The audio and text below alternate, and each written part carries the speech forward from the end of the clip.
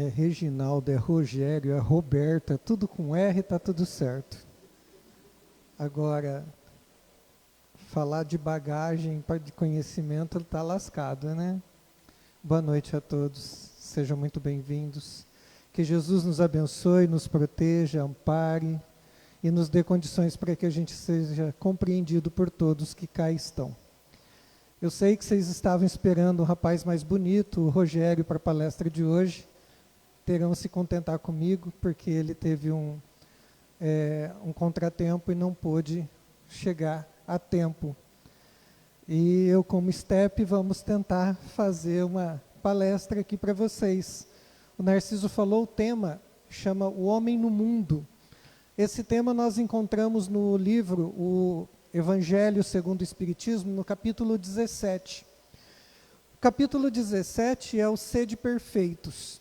Nesse capítulo, Kardec trata como que é o homem de bem, como que deve ser o bom espírita, inclusive já falei aqui a respeito do bom espírita. Mais adiante, então, ele traz a questão do homem no mundo. O que significa essa mensagem? Essa mensagem significa o seguinte: nós encarnamos aqui na Terra. Para quê? Por quê? Como que a gente tem que viver enquanto a gente está aqui?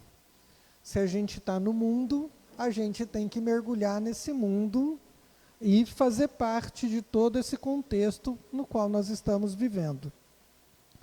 E para a gente poder falar um pouquinho desse assunto, eu vou começar com uma música, não vou cantar, não quero espantar ninguém daqui, tá? Mas é uma música do Padre Zezinho que diz assim: um dia uma criança me parou, olhou-me nos olhos a sorrir, caneta e papel na mão, tarefa escolar para cumprir, e perguntou no meio de um sorriso: o que é preciso para ser feliz?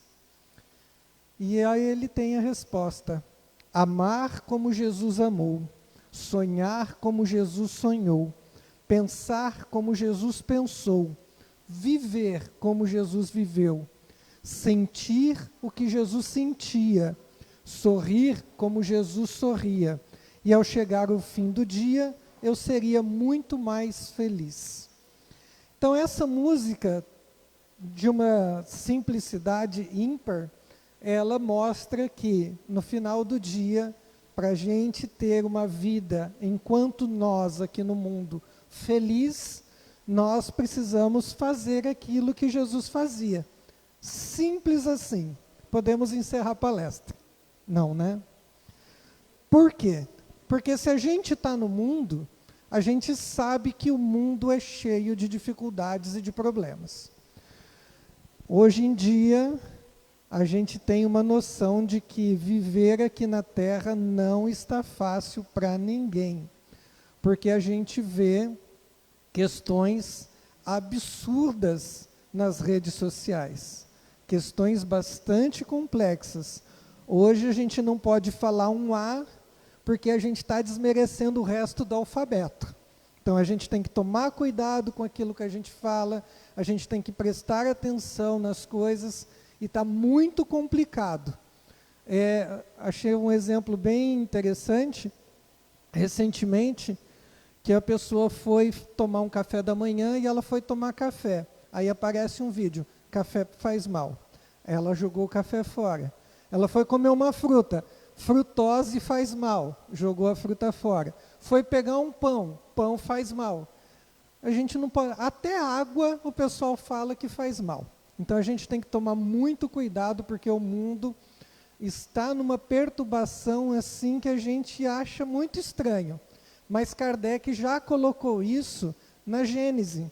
Ele fala da transição planetária, que haveria uma comoção social generalizada.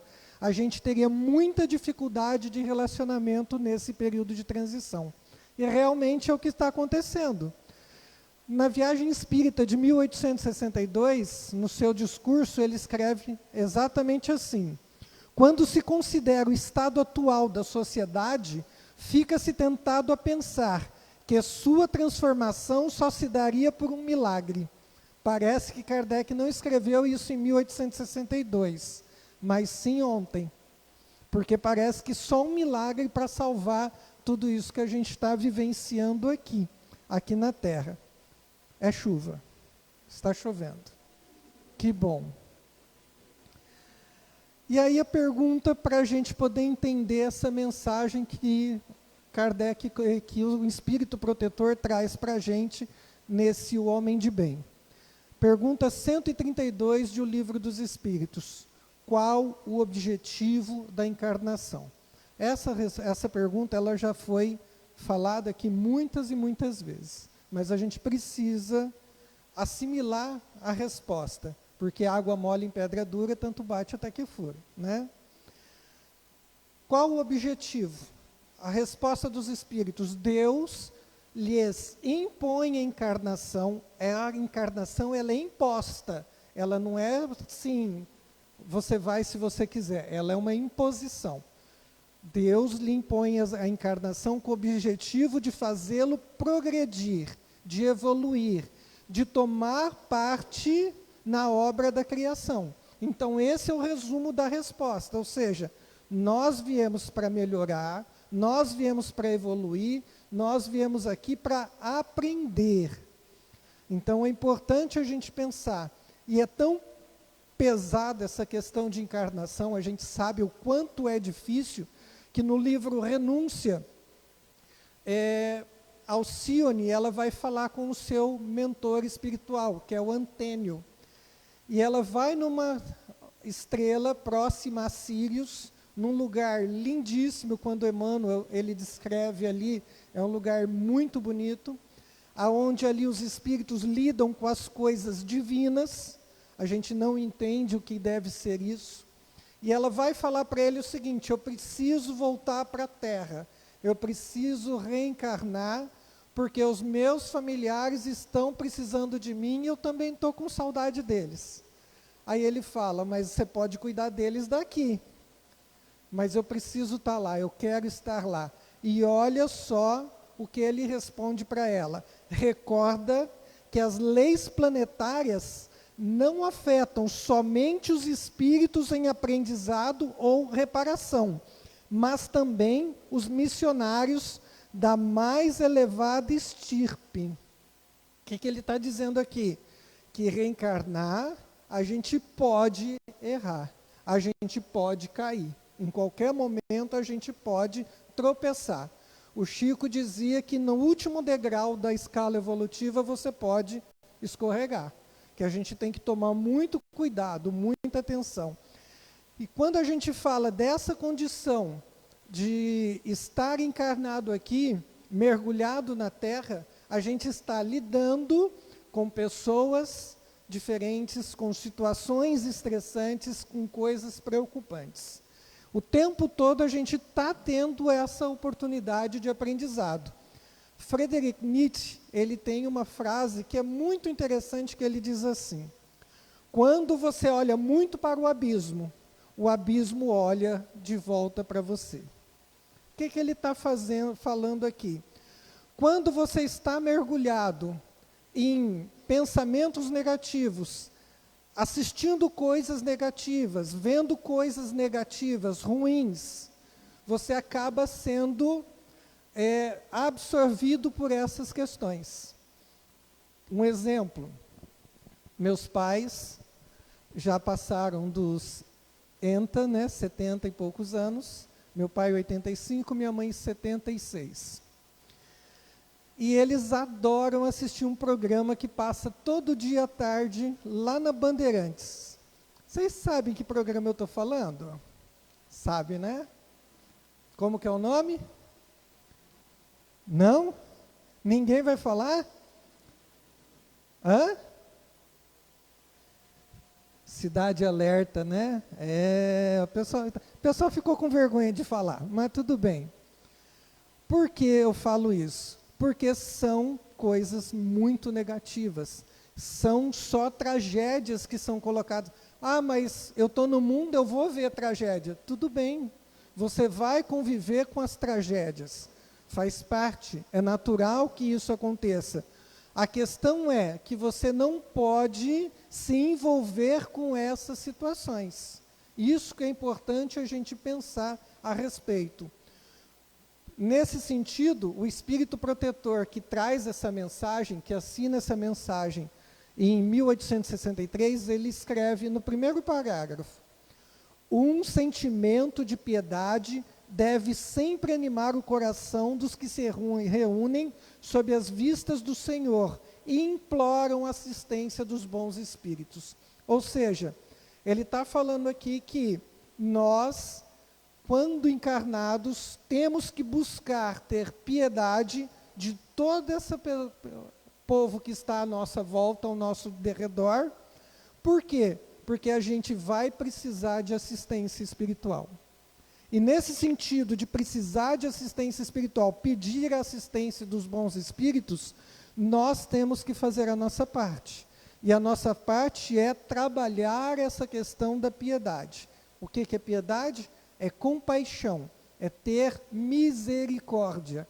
Misericórdia, do latim, que é coração miserável, se a gente for ao pé da letra. Mas se a gente pegar de uma forma mais poética, o significado de misericórdia é um coração que se debruça sobre a miséria humana. É entender que as pessoas são diferentes, as pessoas têm defeitos, as pessoas têm problemas. E nesse sentido, nós precisamos de um recurso muito importante enquanto encarnados aqui na Terra. Um recurso chamado prece, oração. Então é isso que o Espírito está falando. Da gente sempre, quando a gente vai fazer qualquer atividade, desenvolver qualquer trabalho, enquanto encarnados aqui na Terra, buscar a prece, a oração. E olha o que ele fala: não creais, todavia, que excitando-vos sem cessar a prece e a evocação mental, nós vos exortemos a viver uma vida mística que vos conserve fora das leis da sociedade onde estáis condenados a viver. Então ele está falando o seguinte: não é porque eu estou falando para vocês estarem sempre em prece, para ter essa conexão com o alto, que vocês não podem se misturar com o resto das pessoas. Vocês precisam viver em sociedade. Tanto é que uma das leis que Kardec trata no Livro dos Espíritos é a lei da sociedade. Por quê?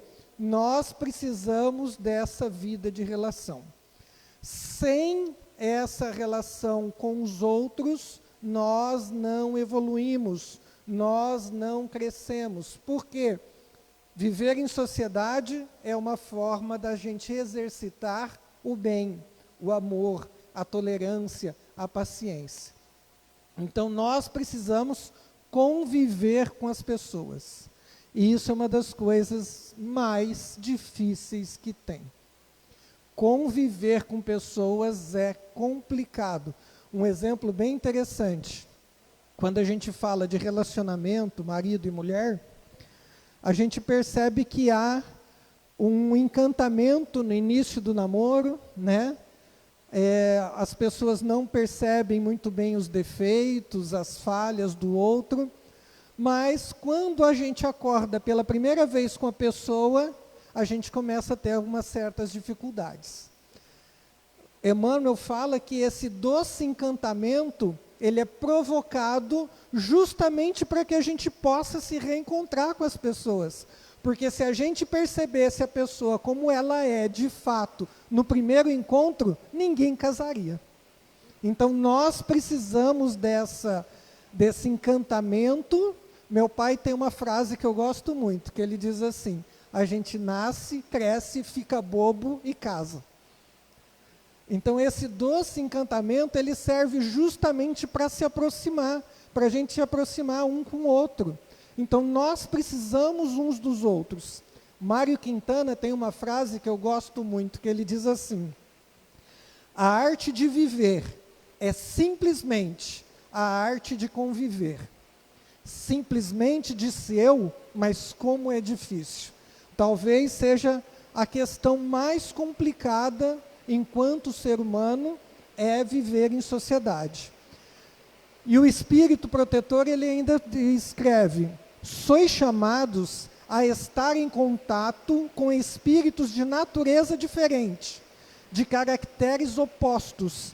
Não choqueis nenhum daqueles com os quais vos encontrais.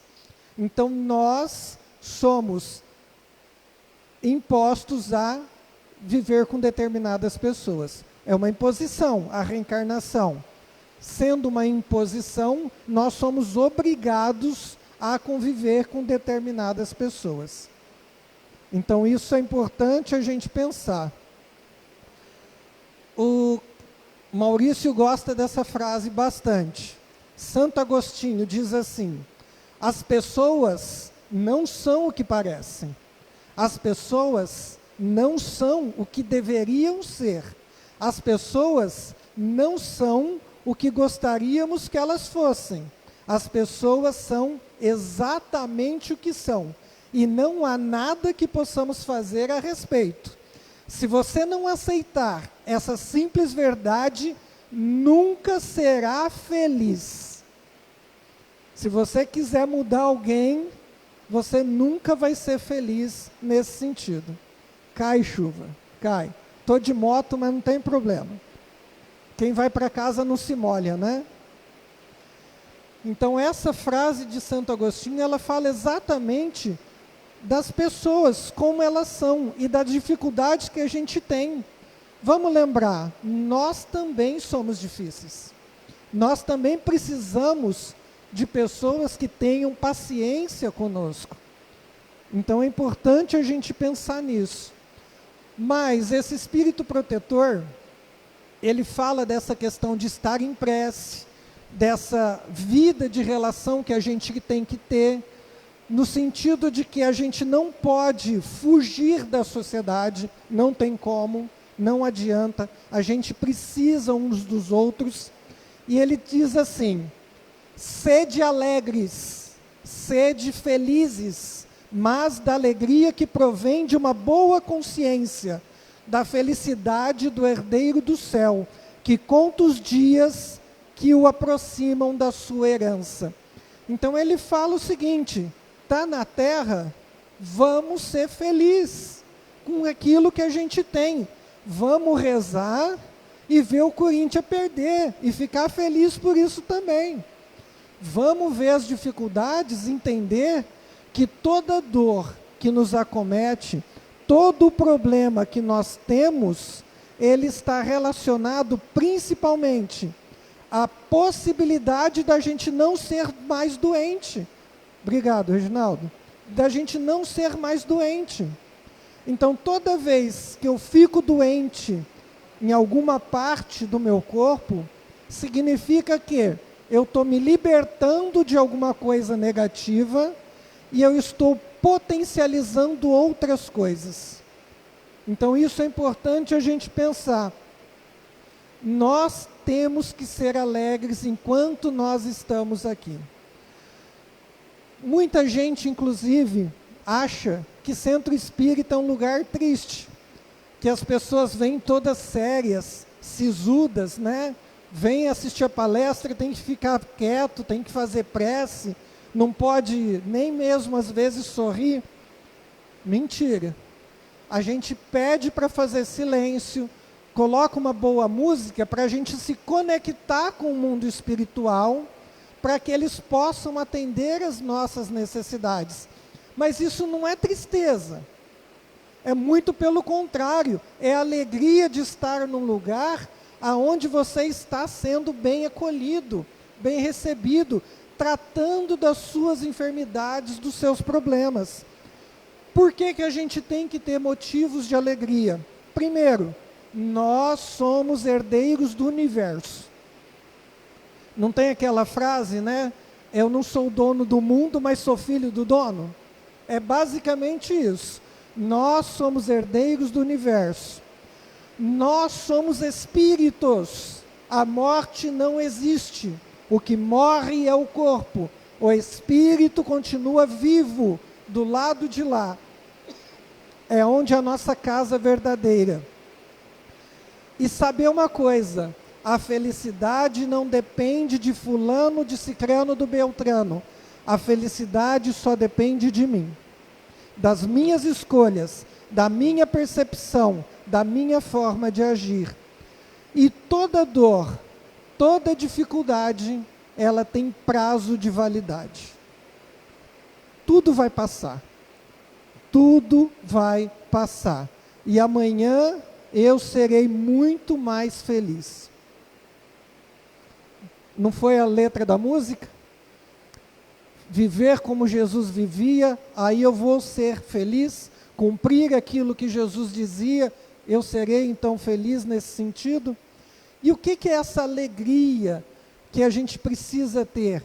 É uma alegria espiritual, uma alegria consciente, é aquela alegria da paz interior, do bem que a gente faz, é a alegria que não depende das coisas materiais, ela só depende daquilo que você acumula no coração, do bem que você espalha, da consciência de que Deus está presente em tudo, em todos os momentos, em todos os lugares, em todo momento.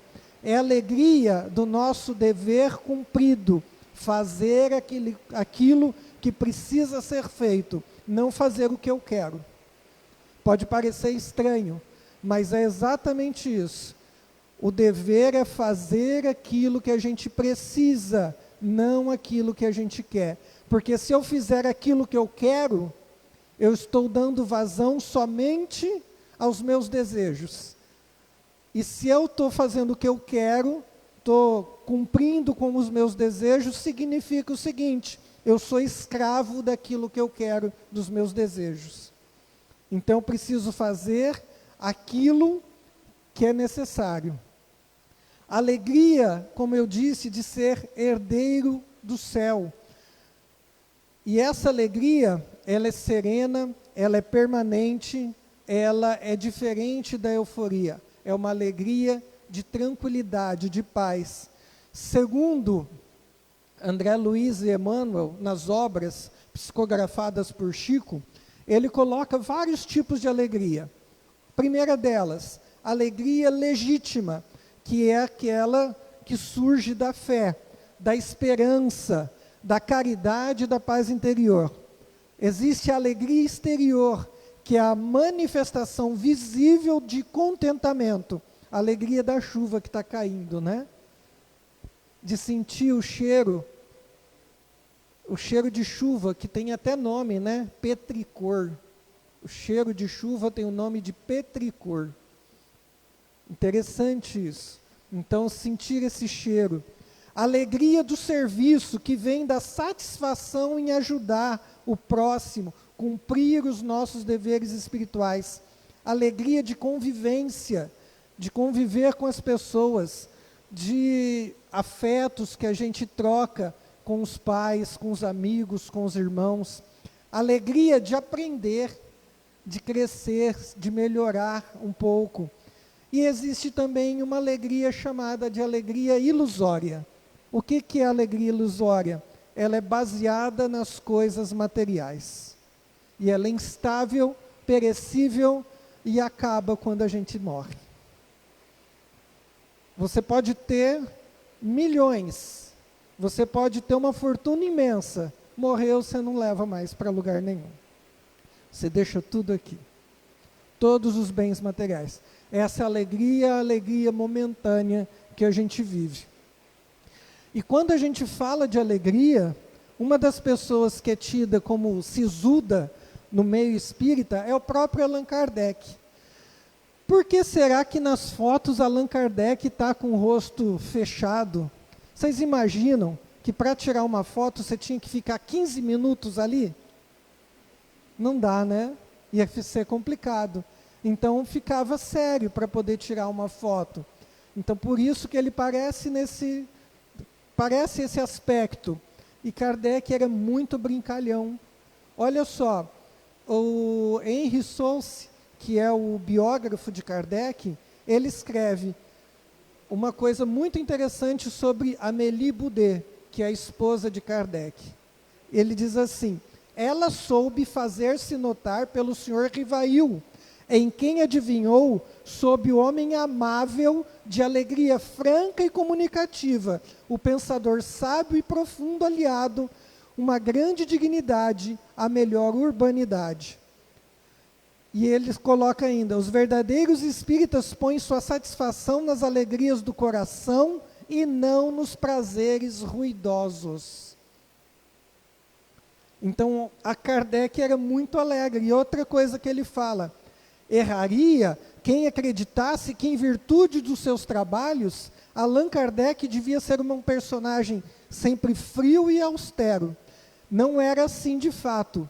Esse sério filósofo, depois de haver discutido pontos mais difíceis da psicologia e da metafísica transcendental, transformava-se repentinamente em alguém risonho, bem-humorado, divertido, sabendo se colocar ao alcance de todos, mesmo os mais humildes, e tendo um talento todo particular para distrair os convidados que ele recebia à mesa e com os quais ele sabia, tão gentilmente, para compartilhar sua alegria comunicativa. Então a gente vê que Kardec gostava de receber os amigos em casa e oferecer jantares. E ele explicava os pratos, gostava de servir aos amigos. Curiosamente, tem um personagem dos nossos dias atuais que tem um jeito parecido, um tal de Chico Xavier, né, que brincalhão, que gostava de receber gente na sua casa o tempo todo, que gostava de servir as pessoas. Ele só comia depois que todo mundo fosse servido primeiro. Então é interessante nessa correlação entre os dois, essa alegria. E o Richard Simonetti, ele fez uma paródia de um trecho de uma música que todo mundo conhece. Vamos ver se vocês se lembram. Quem não gosta de samba, bom sujeito não é. É ruim da cabeça. Vocês conhecem a música, não conhecem? Ele fez uma paródia que ele diz assim, o Richard Simonetti: quem não curte bom humor, espírito bom não é. Tem perturbação na cachola e coração sem fé. Achei muito bonitinho, porque é exatamente isso. Espírita tem que ser bem-humorado. A gente precisa ver a vida com os olhos de alegria, porque nós estamos vivos, estamos encarnados.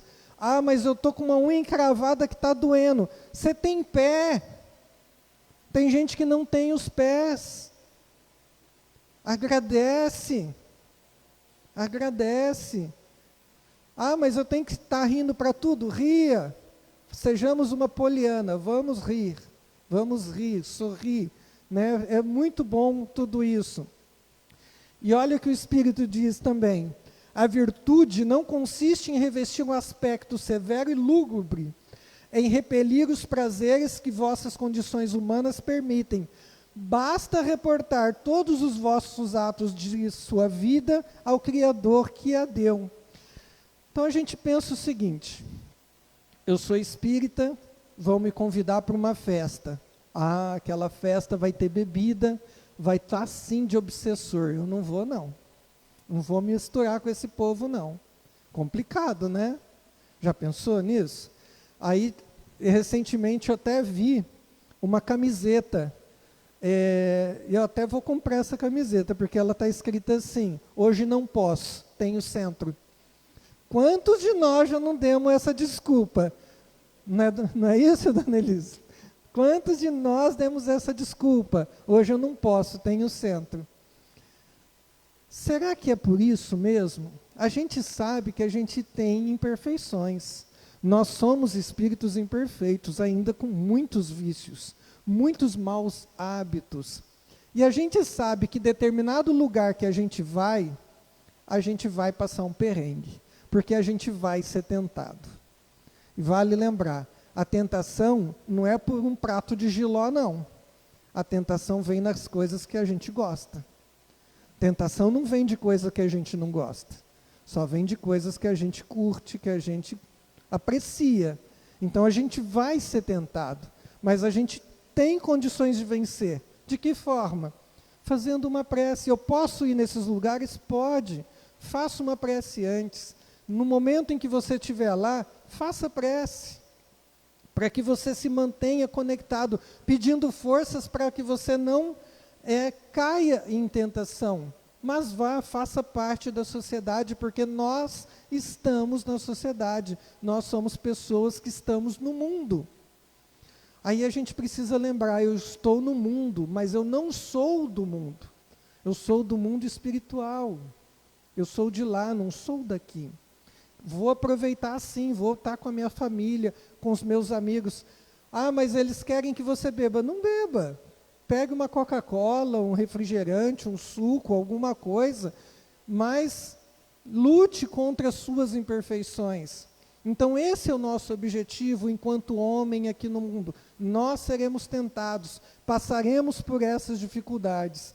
Olha só, nessa questão de fugir do mundo. Paulo escreve ao 1 Coríntios, capítulo 6, versículo 12. Todas as coisas me são lícitas, mas nem todas as coisas me convêm. Eu posso fazer tudo, mas nem tudo é certo que eu faça. E ele ainda coloca em Romanos, capítulo 7, versículo 19. Pois o que faço não é o bem que desejo, mas o mal que não quero fazer, esse eu continuo fazendo. Paulo escreveu isso. Será que a gente está melhor que ele? De jeito nenhum. O que significa isso? Gente, nós vamos errar.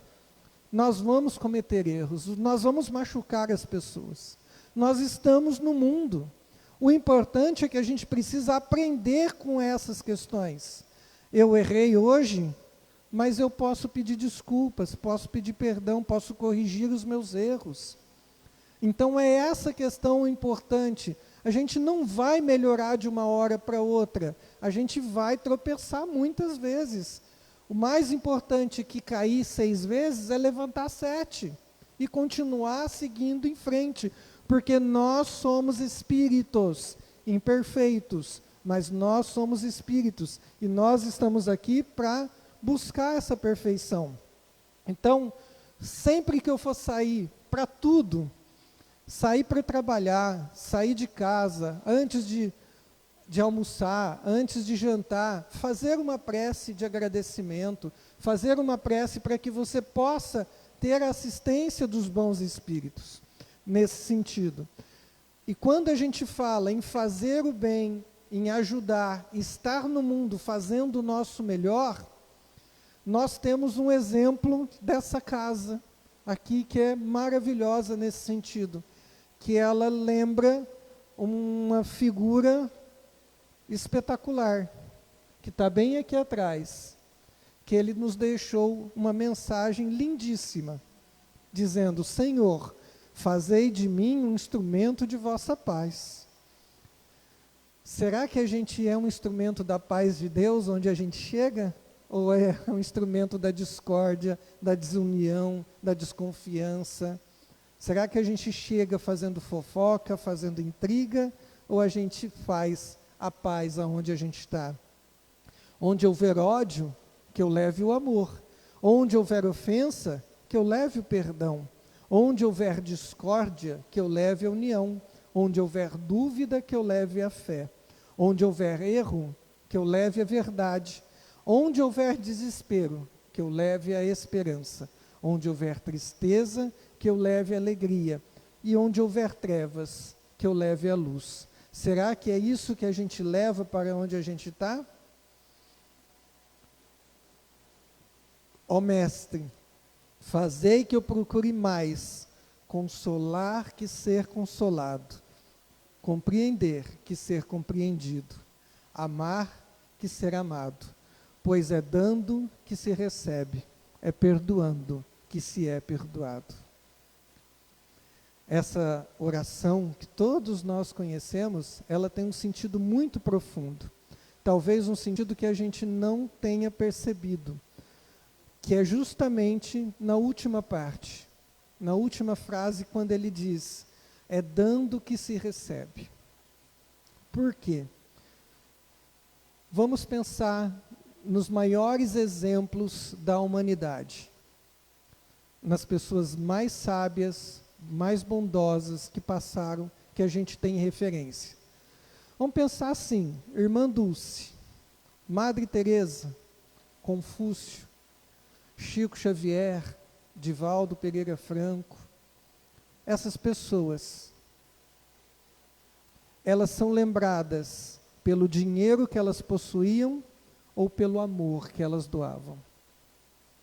O homem mais importante da Terra, ele é lembrado há 2000 anos, ele é lembrado pelos bens que ele possuía ou pelo amor que ele deixou.